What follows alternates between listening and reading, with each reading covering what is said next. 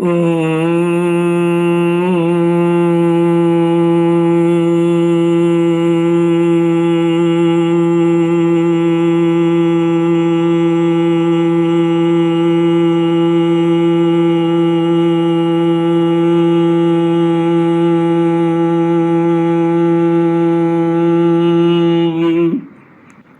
श्री गुरुचरण कमलेभ्यो नमः। श्री गणेशाय नमः।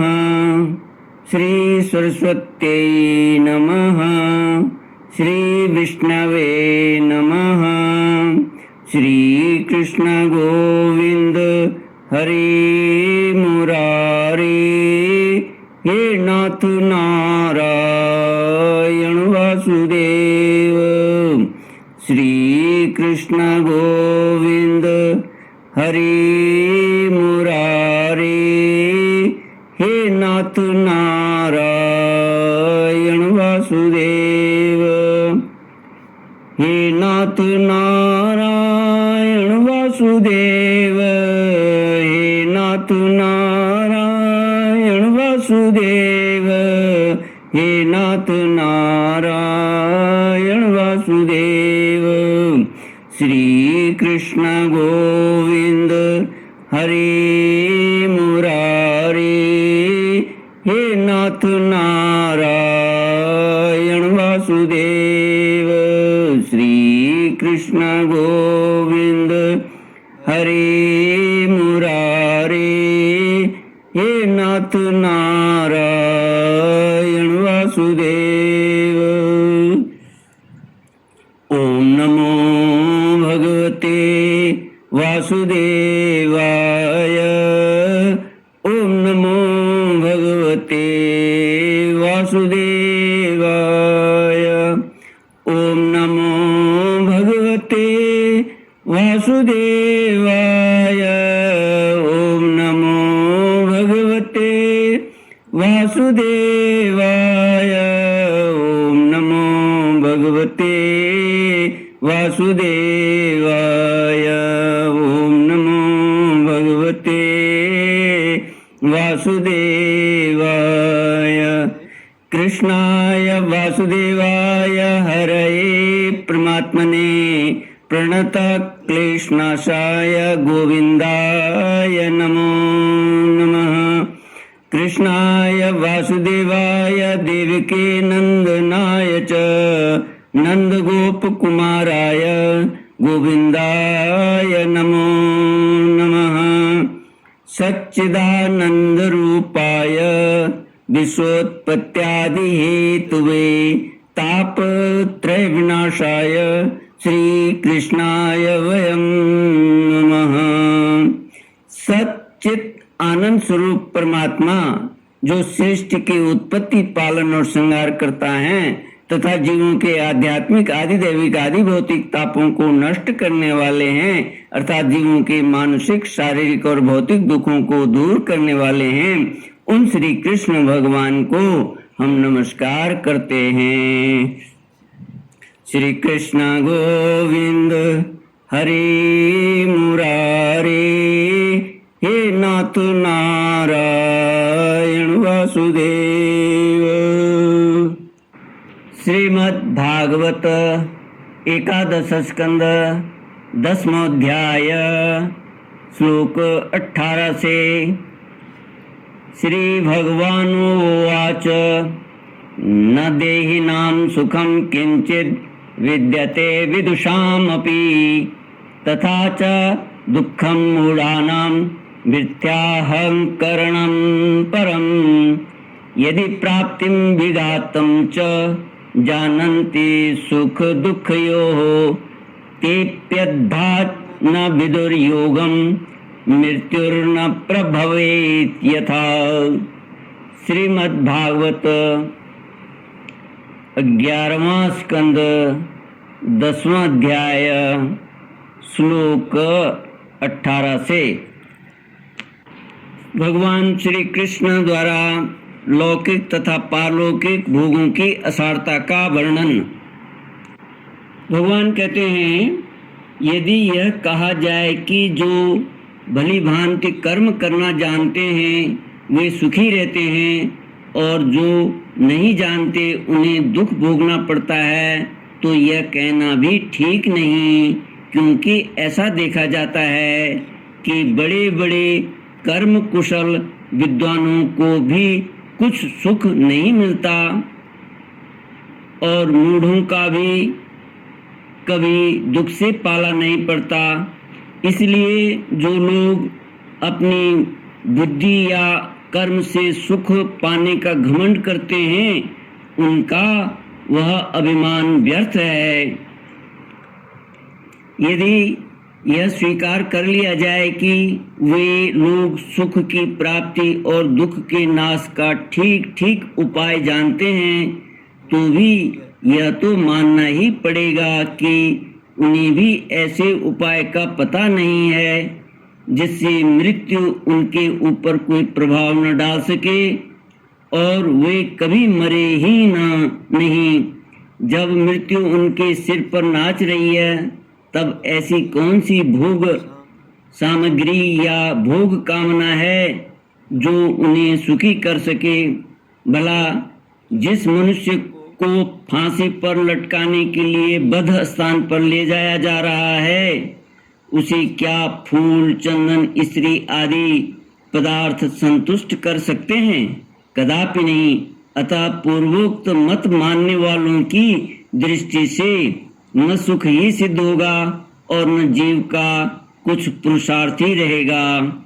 प्यारे उद्धव, लौकिक सुख के समान पारलौकिक सुख भी दोष युक्त ही हैं, क्योंकि वहाँ भी बराबरी वालों से होड़ चलती है।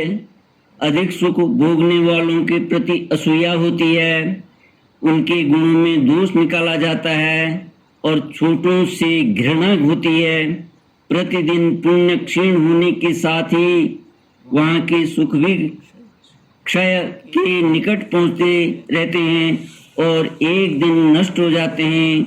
वहाँ की कामना पूर्ण होने में भी यजमान, ऋतुज और कर्म आदि की त्रुटियों के कारण बड़े बड़े विघ्नों की संभावना रहती है।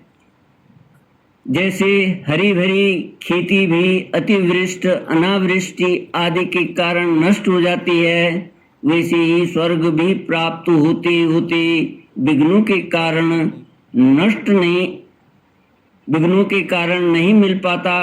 यदि यज्ञ यागादि धर्म बिना किसी विघ्न के पूरा हो जाए, तो उसके द्वारा जो स्वर्ग आदि लोक मिलते हैं, उनकी प्राप्ति का प्रकार मैं बतलाता हूँ, सुनो।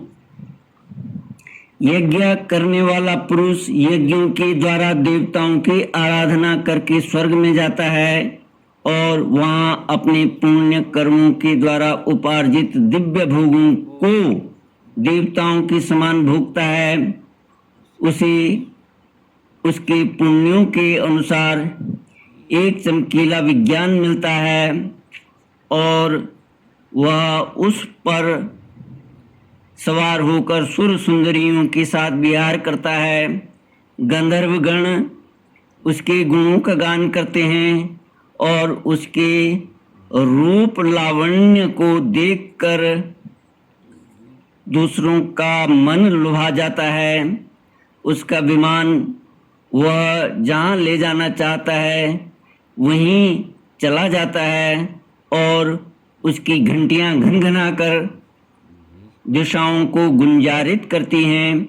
वह अप्सराओं के साथ नंदनवन आदि देवताओं की विहार स्थलियों में क्रीड़ाएं करते करते इतना बेसुध हो जाता है कि उसे इस बात का पता ही नहीं चलता कि अब मेरे पुण्य समाप्त हो जाएंगे और मैं यहाँ से ढकेल दिया जाऊंगा। जब तक उसके पुण्य शेष रहते हैं, तब तक वह स्वर्ग में चैन की बंशी बजाता रहता है, परंतु पुण्य क्षीण होते ही इच्छा न रहने पर भी उसे नीचे गिरना पड़ता है, क्योंकि काल की चाल ही ऐसी है। श्री कृष्ण गोविंद हरे मुरारे हे नाथ नारायण वासुदेव। यदि कोई मनुष्य दुष्टों की संगति में पड़कर अधर्म परायण हो जाए, अपनी इंद्रियों के वश में होकर मनमानी करने लगे, लोभ वश दाने दाने में कृपणता करने लगे, लंपट हो जाए अथवा प्राणियों को सताने लगे और विधि विरुद्ध पशुओं की बलि देकर भूत और प्रेतों की उपासना में लग जाए, तब तो वह पशुओं से भी गया बीता हो जाता है और अवश्य ही नरक में जाता है। उसे अंत में घोर अंधकार, स्वार्थ और परमार्थ से रहित अज्ञान में ही भटकना पड़ता है। जितने भी सकाम और बहिर्मुख करने वाले कर्म हैं, उनका फल दुखी है। जो जीव शरीर में अहंता ममता करके उन्हीं में लग जाता है, उसे बार बार जन्म पर जन्म और मृत्यु पर मृत्यु प्राप्त होती रहती है। ऐसी स्थिति में मृत्यु धर्मा जीव को क्या सुख हो सकता है। सारे लोक और लोकपालों की आयु भी केवल एक कल्प है, इसलिए मुझसे भयभीत रहते हैं। औरों की तो बात ही क्या, स्वयं ब्रह्मा भी मुझसे भयभीत रहते हैं, क्योंकि उनकी आयु भी काल से सीमित है। केवल 2 परार्ध है, सत्व रज और तम। ये तीनों गुण इंद्रियों को उनके कर्मों में प्रेरित करते हैं और इंद्रियां कर्म करती हैं। जीव अज्ञानवश सत्व रज आदि गुणों और इंद्रियों को अपना स्वरूप मान बैठता है और उनके किए हुए कर्मों का फल सुख दुख भोगने लगता है। जब तक गुणों की विषमता है, अर्थात शरीर आदि में मैं और मेरेपन का अभिमान है, तभी तक आत्मा के एकत्व की अनुभूति नहीं होती। वह अनेक जान पड़ता है और जब तक आत्मा की अनेकता है, तब तक तो उन्हें काल अथवा कर्म किसी के अधीन रहना ही पड़ेगा। जब तक परतंत्रता है, तब तक ईश्वर से भय बना ही रहता है। जो मैं और मेरेपन के भाव से ग्रस्त रहकर आत्मा की अनेकता, परतंत्रता आदि मानते हैं और वैराग्य न ग्रहण करके बहिर्मुख करने वाले कर्मों का ही सेवन करते रहते हैं, उन्हें शोक और मोह की प्राप्ति होती है। प्यारे उद्धव, जब माया के गुणों में क्षोभ होता है, तब मुझ आत्मा को ही काल, जीव, वेद, लोक, स्वभाव और धर्म आदि अनेक नामों से निरूपण करने लगते हैं। ये सब मायामय है, वास्तविक सत्य मैं आत्मा ही हूँ। उद्धव जी ने पूछा, भगवान, यह जीव देह आदि रूप गुणों में ही रह जाता है, फिर देह से होने वाले कर्मों या सुख दुख आदि रूप फलों में क्यों नहीं बंधता? अथवा यह आत्मा गुणों से निर्लिप्त है, देह आदि के संपर्क से सर्वदा रहित है, फिर इसे बंधन की प्राप्ति कैसे होती है? बद्ध अथवा मुक्त पुरुष कैसा बर्ताव करता है? वह कैसे विहार करता है? या वह किन लक्षणों से पहचाना जाता है? कैसे भोजन करता है और मल त्याग आदि कैसे करता है? कैसे सोता है, कैसे बैठता है और कैसे चलता है? अच्युत, प्रश्न का मर्म जानने वालों में आप श्रेष्ठ हैं, इसलिए आप मेरे इस प्रश्न का उत्तर दीजिए। एक ही आत्मा अनादि गुणों के संसर्ग से नित्यबद्ध ही मालूम पड़ता है और असंग होने के कारण नित्य मुक्त भी। इस बात को लेकर मुझे भ्रम हो रहा है। श्री कृष्ण गोविंद हरे मुरारे, हे नाथ नारायण वासुदेव। इति श्रीमद्भागवते महापुराणे पारमहंस्यां संहितायां एकादश स्कंदे भगवद उद्धव संवादे 10मोऽध्याय। ओम पूर्णमद पूर्णमिदं पूर्णात् पूर्णमुदच्यते पूर्णस्य पूर्णमादाय पूर्णमेवावशिष्यते। ओम शांति शांति शांति। हरि ओम श्री गुरुभ्यो